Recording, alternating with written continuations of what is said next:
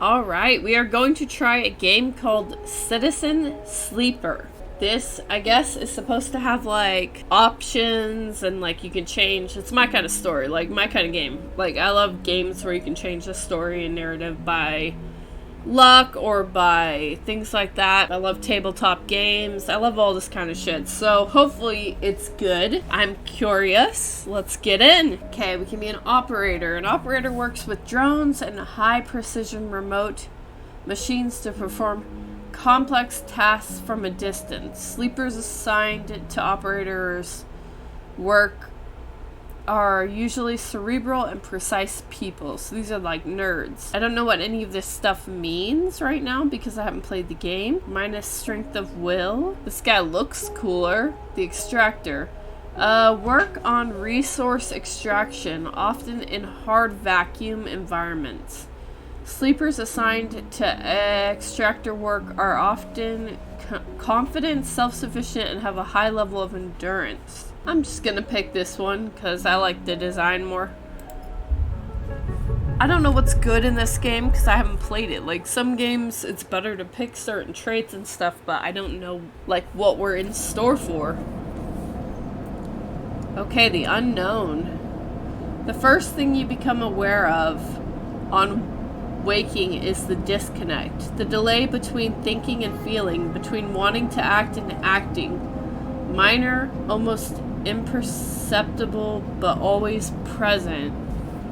Okay. It's at its worst when waking, when yourself has spent many dark hours recalling what it felt like to be real, to be a person, to be in a body that was indisputably yours. Think of that body or forget that body. Forget that body. Doesn't matter. Doesn't make me what I am. You resist nostalgia. It is pointless, especially now. This is the moment to reach out, not curl inwards. This is your moment of escape, even if it feels immediately like you traded one prison for another, smaller, colder, lifeless. Jesus, this is starting out dark as hell. Reach out. You almost laugh, or you would if there was room, or even air to do so. The walls of the container are immediately present, cold hard at your back and face, cramping your limbs. This is not good. You resist the desire to stretch, knowing that the claustrophobia comes next, and retreat a little from your central nervous system. It isn't painful, not like you're used to no pain, at least. Okay, so it's like mental torture. Or maybe it's, I don't know. We'll see. In emergency mode, pain is a message delivered with efficiency and ease, a reminder that harm is imminent.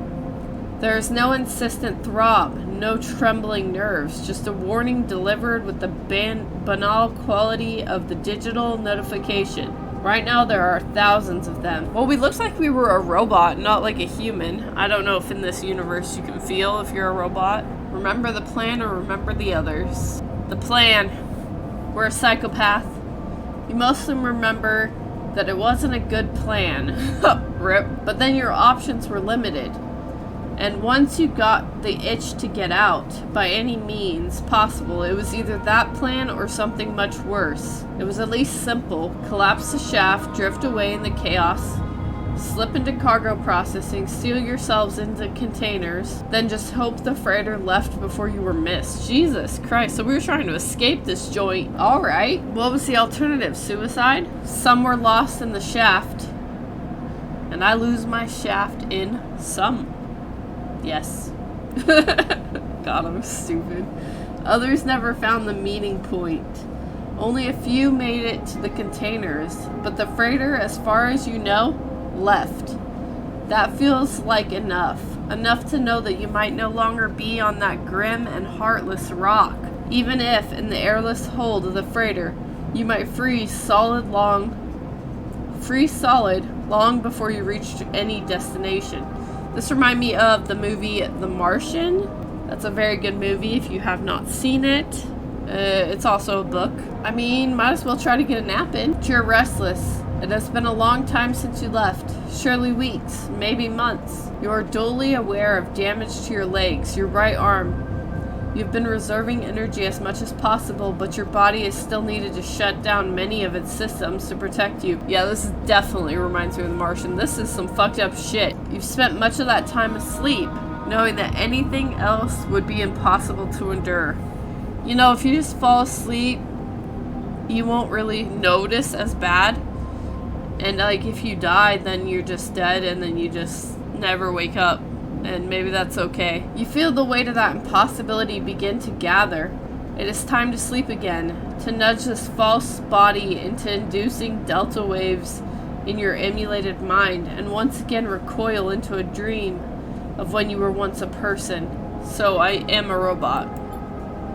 Time passes. The cold creeps further in. You feel something. Warmth. Not true warmth, but the indication of its presence. Your joints release from their rigor. Sound, too, everywhere, screeching and shimmering so loud that your body ducks your hearing to protect its sensors. That sounds fucking painful. I hate loud noises. I cannot stand them. I can't stand any noises, really, but loud ones? No. Then light, white as the cold, softer and softer, until in a haze of dirty yellow a figure appears. You are out. Oh snap. Video game. The Dragos. Pragmatic Salvager. Hi, Dragos. Aw, look at this cute little guy. He's adorable. He is filthy, though. Jesus Christ. It has been a few hours since Dragos pulled you from the container. You sit huddled in a corner of his scrapyard, swaddled in the reflective folds of a mylar blanket. You are slowly coming back to your consciousness, back to life, and you stare at the ornately curving element of an improvised heater. Save my life. You're summoned by angular, incoherent lumps of ships. Some corroded beyond recognition, others still carrying glassy wounds along their edges, where a plasma arc sliced them apart. As you trace their shapes with fogged eyes, you hear a voice. So, sleeper, y'all thawed out yet? Almost. Never seen one of you come in like this. New frames must have better perseverance in sub-zero vac. Seen more than a few you frozen solid to hull plates or inside outer locks in my time. They weren't so lucky. Yeah. Thanks for reminding me that all of my friends are dead. You are very nice. That, FYI, was sarcasm. Dragos comes into focus, shrouded in makeshift tech. His headset with its glinting eyes, the mark of a drone operator. On his shoulder, one of his symbiotically linked drones. Oh, I didn't even notice that. What the fuck? That's so cool. And kind of creepy, though. But also, they look kind of like they're human legs or chicken legs. Its irising eye locking you with an unflinching stare. Stare me down. Last living sleeper that came through this yard was a while ago. They didn't last long. Again, thank you, Dragos. Thank you for pointing out that I'm gonna fucking die. Thank you. And that all my friends are dead. Aw, you're welcome. Well, I'm getting good at this. You struggle to read his expression beneath the tech, but he seems lost in memory for a moment. Or perhaps he's just figuring out what to do with you. I plan to survive. You aren't sure if he hears you. I won't ask what led you to do it. To sell yourself to a corporation. And I suppose you know you can't go back. Your old body, that's theirs now. And you're just software. A rogue emulation illegally possessing corporate property. Oh, so we sold our body to the government? And basically they took our consciousness and are using it in this robot body? That's a curious idea and very fucked up. Why do they need that? And why did I sell myself? I wonder. Maybe I have a family I was trying to protect, or I don't know. I needed a new Gucci watch. Does Gucci make watches? No, I don't think so. Look, I don't have anything expensive like that. I need a Bugatti. You nod along. You remember biometrically signing the forms, the cold floor on your feet as you padded to the sleeper cells. The promise of a life off-world. But as you do, you get the now familiar sensation that these aren't your memories. These are things you know, but not things you feel. You're no longer that person. You are an offshoot, a copy. This also kind of sounds like they're taking us, like our consciousness, and sending us to either another planet or alternate, like an AI world or something. I don't know. What you won't know is what's ahead. At least the last one didn't. There's no easy way to put it. That body of yours is falling apart. It's the same for any sleeper who makes it out. SNR wants to protect their property, but if they can't keep hold of you, well then no one can. You remember that too, or at least rumors of it, from the other sleepers. Planned obsolescence? A built-in dependence on the regular administration supplements that were part of your routine. Stop taking them and your body begins to shut down. Separate from your emulated mind. How long has it been? How long do you have? That makes a lot of sense. They would want you to need to rely on something that they provide, whether that be like manual like fixing or some kind of drugs or whatever. That way that you cannot leave and stay alive. Because like ultimately you signed up for this. Like you sold your life away, and unless that contract didn't say what you were selling yourself to, you really can't complain. Like, but for now, sleeper, you're one of the lucky ones. Dragos glances up and away towards the glassy dome of the yard. The Eye is the best place you could be right now. The Eye? The station. You'll see soon enough. Dragos impatiently shifts his weight. Look, I got things to be getting on with. He trails off. There's an old freight container I've been using as storage out in the stacks. We haven't been pulling in much valuable scrap these days, so you are welcome to it. Thanks, Dracos. You gonna give me the loot? You are fucking awesome in my book, Dracos, but I'm not touching you with a 10-inch pole because... 10-inch? 10-foot pole because you are filthy. Something wells up inside of you. Emotion, fatigue. You shakily get to your feet. Alright, you head on up there. You look like you need some rest. And with that, Dragos stalks back into the Rex.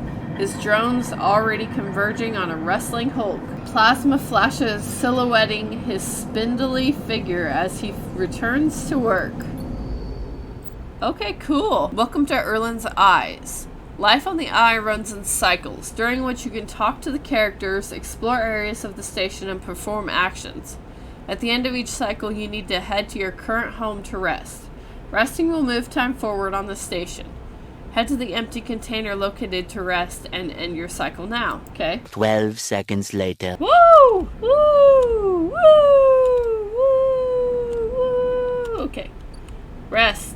All cycles need to end. Rest and prepare for the next one. You wake, curled up in the corner of the container, and begin slowly assembling the world around you. After all this time, you still find this body, the one you wake in now, strange and disjointed.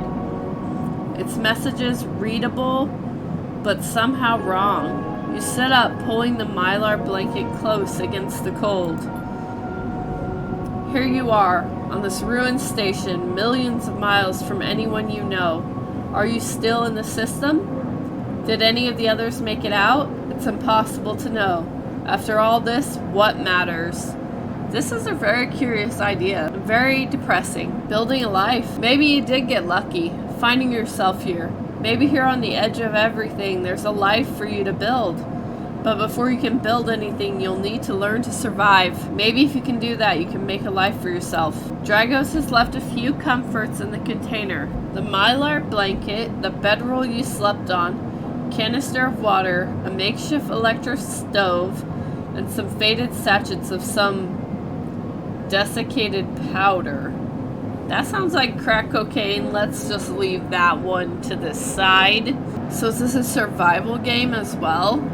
Because it's telling me all these things. You thumb the powder stud of the stove and begin to boil the water. The contents of the sachets smell like damp wood, and you sprinkle them into the liquid. Why would I do that? I mean, I'm sure I know what I'm doing, but that sounds really like kind of stupid to just be like, oh, I found some things, let's put this in my water. As the pungent smell watches over you, images from your restless sleep come back to you. A ring like the station but skeletal and ghostly. A web of threads pulling at your skin. A constellation of bright polygonal shapes like angular suns burning into your mind. What the fuck? I'm having some crazy ass fucking dreams. There's something unpleasantly visceral about these images, and it is long after you finish drinking before they begin to fade. Maybe it's whatever the fuck I put in my water that is giving me hallucinations. You tidy away the stove as best you can and try to gather enough energy to greet the day. Your condition represents the current state of your artificial body. So yes, this will be a survival type situation. It depletes by one segment each cycle, but can also be damaged by violence, injury, or lack of food. Okay, there's going to be some kind of fighting system, maybe. This is curious. If your condition bar empties, you will suffer a breakdown. You'll have to figure out how to recover your condition now that you no longer have access to corporate pharmaceuticals that were keeping you alive. At the start of each cycle, you roll the action dice. These dice can be used to perform actions on the station. The number of dice rolled is based on your current condition. The worse your condition, the fewer dice you have. So this is like a tabletop type rolling the dice thing. You cannot take any further actions. You must rest to recover them. Okay. You also need to eat to survive. This is represented by your energy bar. You can refill your energy bar by eating. But first, you'll have to find somewhere to get food. Your energy depletes by 2 segments each cycle. If it becomes empty, you will be starving. When starving, energy loss becomes condition loss, and your condition will also deplete at a double rate per cycle. Alright, survival games and me have a love-hate relationship. Sometimes I love them, sometimes I hate them. It really depends on how hard they are. Okay, let's leave. Dragos is standing in the corridor when you close up the container. He is still wearing his headset, and in the harsh light of the corridor, you realize it is implanted. What?